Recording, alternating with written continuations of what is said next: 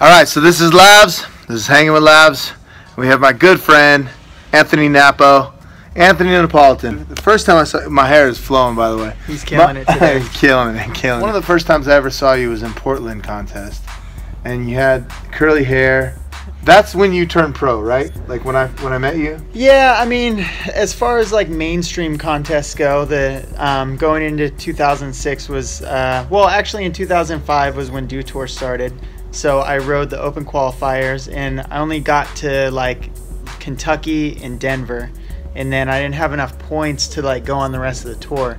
So my goal was like, man, I need to like get better and get dialed and like learn some tricks, and so that next year when I come to Dew Tour, I can do better and like kind of be on the whole tour. So I met you in 05, and then 06 is when basically I came into that first stop in Louisville, Kentucky, and I won. And then from that point on, I won actually the rest of the Dew Tour series that year. So I guess like as far as like mainstream contests go, like that was my first big pro conquest, and I was about, I think I was 18 or 19. I rode for System Cycle and Fly Bikes when I was 15. Wow. And then actually Profile too. I rode for Profile when I was 15. Okay. And then basically like once I graduated high school, it was like I went to college for a year, and then I had the chance. I rode for Hoffman Bikes at the time, and I did good at that Dew Tour event, and I had the chance to. It was like Target approached me, and they were like, hey, we want to send you to Woodward for the whole summer and like kind of hang out and ride and blah blah blah. That's a big deal. Right, huge deal. And I was like, well, Target, man. Yeah, and I was working a job at the time. They're pretty big. No, they're huge. Yeah. And I was driving a truck for a heating and air conditioning company at the time in Youngstown, Ohio, where I grew up. Nice. And I was like, all right, I was like, I'll do it, but I have to make, I think I was making like $350 a week, like driving trucks like through the week at home. Okay. So I was like, as long as I can make that money still, I'll be stoked. In like $1,400 ish. 1,500, 1,500. Yeah, and the team manager for Target, her name's Kathy, and she just laughed on the phone. She was like, I think we'll have you covered. And I was like, all right. And then I ended up making like a lot of money. They basically paid me to go live at Woodward. Really? For the summer, yeah. How much did they pay you? It was like $500 a week or something crazy. Because Camp Woodward's open for 3 months out of the year. So for 3 months. So $2,000 a month for 3 months. So you got $6,000 for the year. Right. Yeah. So I was like pretty stoked, and I got to ride Woodward all summer long. And they probably were paying you too, no? Well, it was also through Woodward too. Okay, cool, so Target was the co-sponsor Hoffman Bikes, and then they also co-sponsored Woodward Camp as a whole. Okay, so you living there, you were getting $2,000 a month. Yeah. To live there, learn new tricks, and dominate contests. Yeah, and basically be like a visiting pro and be a brand ambassador for Target and interact with all the kids that were going to camp. Like I would hold little contests. And the winner would get like a Target gift card, and they'd be stoked, and it was just like a really cool thing. I love it. Yeah, it was awesome. What a good time in life. It was a good time to be alive right there. And basically being at camp for those 3 months, I was able to become really good friends with everyone, like Gary Ream and everyone that worked there. Gary's the sweetest guy in the world. He is, and they love me so much. I'm going to get him on here someday. He's so badass. I want to hear some stories. I mean, like nobody really, they didn't know you yet. And then all of a sudden you're a Target kid and you're that guy. And then Red Bull came. Yeah, I mean, well, actually before Red Bull, I rode for Sobe. Oh yeah, that's right. And then Sobe is owned by PepsiCo, and then they flipped me and Chad Kagi over to Amp Energy, and then that lasted for 3 years. Yeah. And then Amp phased out of like wheel sports basically, and then that's when Red Bull came along. Doesn't that suck that they phase out of wheel sports? Yeah, it's pretty. It's crazy. Yeah. I hate phasing out. Yeah. That's weird. But yeah, that's crazy, dude. So, because I was on Mountain Dew at some point in there. I don't know where. That was a PepsiCo company as well. Right, exactly. And so, and then they had Sobe. I remember they brought that up, and I was like, I like Sobe, the drink, better than Mountain Dew. I never even drank a Mountain Dew in my life, but I was like running it because it's like, yeah, it's pretty cool, and I like that they supported action sports. True, yeah. So that was this part, and then when they got Sobe, I was like, I want to be on Sobe. Like, I want those drinks, and then I got with Monster. So it was pretty cool, man. Yeah, that's awesome. So where are you at right now? And you're riding and in your contests and all your stuff because you're still competitive, bro. I am, yeah. Like you're still in the mix. How old are you? I'll be 31 in March, like next month or whatever. So you're getting long in the tooth on the deck for sure, right? Yeah. So like, because now the kids they're starting with your tricks that you do today. Exactly. Isn't that crazy? Well, this is because really you funny.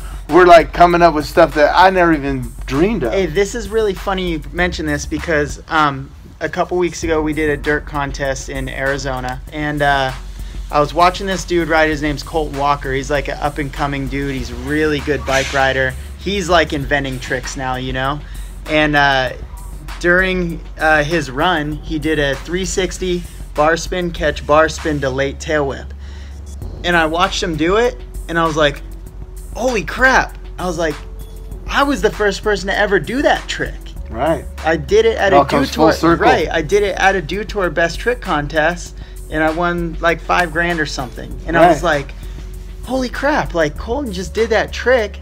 I remember it like it was like a flash, you know? I was like, yeah, dude. So it is really crazy because the dudes that are like running the show and like really killing it now, they're like, yeah, they're starting off learning some of the tricks that like I won contests with, you know? Right. And I'm sure you experienced that same thing too. I did, you know? yeah, for You sure. won a contest with a 3-whip, and now everyone does 3-whips. Yeah, 3-whips are like for breakfast. Like, what's the matter with you? You can't do a 3-whip? Yeah, like, exactly. I was like, dude, I was sweating it. On the first set, like, I remember the first set, like, in 2004 X Games, I was like, oh, man, that set is so big.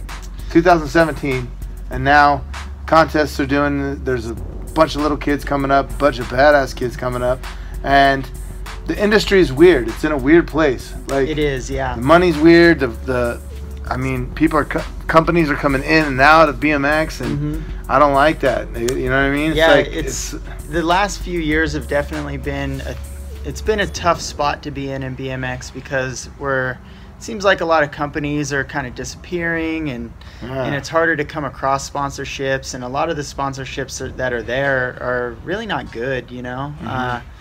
You know, people aren't getting paid the money they deserve for how talented and how amazing that they are as athletes. And influence, right? And influence. Kind of, you got to move the needle at the end of the day. It's like, totally. How much influence does the rider have? And how it doesn't really matter the contest results. If you're a stick in the mud, it's kind of like, yeah. You know what I mean? And the influence is the biggest thing right now, because as to where 10 years ago it was like, okay, we're going to sponsor you, we're stoked, you're going to have your sticker on our helmet, and you're going to be on TV, X Games, and do tour, blah blah blah. That was just eyes. That was the important thing. And now that social media is into it, it's like that social media is the powerful thing now. So like there's all these kids that have like crazy amounts of followers, and they are huge influences on people, like of all ages too. We're not just like pinpointing like little kids anymore that are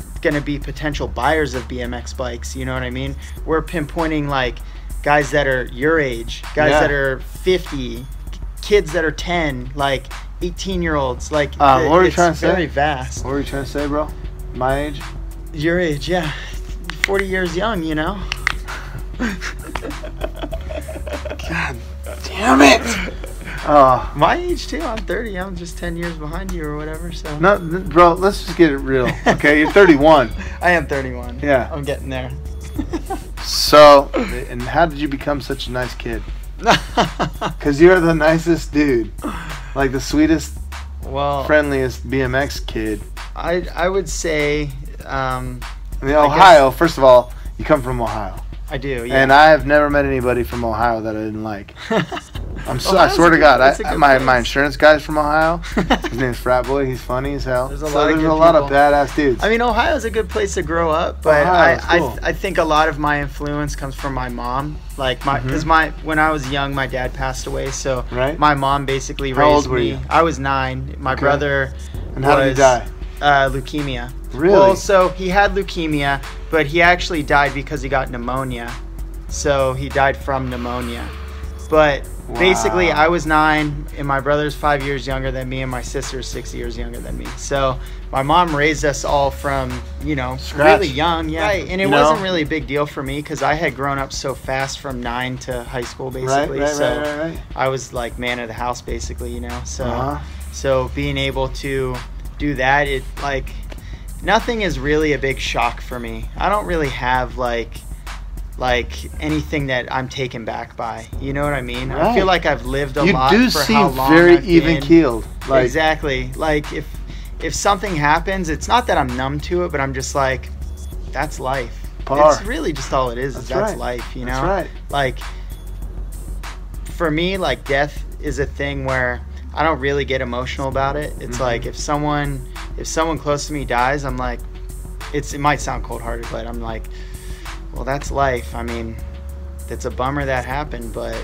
we're gonna live on to see the next day as of right now. So just gonna keep rocking and rolling, I don't know. Yeah, it's just how I kind of roll, I guess. Yeah, I feel like that too, dude. Like, and it carries over in other things for me. It's weird. As I get older, I get less emotional. Right. Yeah. It's weird, dude. Like, because you live through so much, and once you experience once, it's not as traumatizing or like impactive on like the highs are not quite as high as they used to be, but the lows are definitely not as low. And I transfer a lot of that into BMX too, because it's like I've rode for so many big corporate companies in my time, and like it's all really great, and then they're like, all right, we're not doing BMX anymore. And, see you later. And like a lot of Levi's you had, like, right, yeah, and a lot of people get butthurt and they take it super personal, and they have a vendetta against this company or this person or whoever the team manager was, and it's like, again, man, that's life. Like, it comes, it goes. It was really awesome from point A to point B, but now I'm going to move to C and see what happens. You can use that in everything, from girls to companies to... It's all life experience at the end of the day, And if you can't handle it, then it kind of sucks for you, but, it is what part of it, bro. It is part of it. Like, you got to learn to handle it. You got to... life is all about adapting. You just got to adapt to what's in front of you. Damn, dude, I can't believe... that kid with the super long curly hair doing front flip no-handers and smashing us turned into such a badass adult. Like, dude, you're very put together, man. That's awesome, dude. There's some times and now you got married to a very beautiful girl. Yeah, I got married last year. So March 19th, that'll be my 1-year anniversary. So that's coming up soon. Oh, man. Just keep your fingers crossed you can make it there, man. We'll get that one down. Just kidding, Joy. Just kidding. Yeah, Joy is... Man, she's so hot. Yeah, she's the best, and she's so very attractive. Just the coolest girl, man. Yeah. So he's off. He's off the market. I am sorry. And he's vegan. And he's vegan. I'm not, but that's one of my best stories. He was asking about one of my best stories. We're at a BJ's restaurant, and I was in this bet with my friend. I said, I bet I could be vegetarian longer than you. And he took me up on the offer, so I was trying to stay true to the bet. I came to Vegas to ride with these guys, and we went to BJ's, and they had been heckling me all week about being vegetarian, eat meat, pussy, blah, blah, blah, like all this stuff. And I was like, we were at BJ's, and our friend Caesar, he's like, oh, my friend's vegan. Do you guys have a vegan menu? And I was literally like, I'm not vegan! And these guys, just like this, these guys so mad. Just lit up, just laughing at me. And I was like, oh, they got me. They got me good. Yes, we did get him. We got him. So, this is Anthony Napolitan. Check him out on Instagram. Where can people check you out? I'm all across Instagram, the social Twitter, the whole kit, all Facebook. Social media. It's at Anthony Napo, ANTHONYNAPO. All right, sweet. Thank you guys so much. Thank you, Anthony. I really appreciate it. Much love. This is one of my brothers.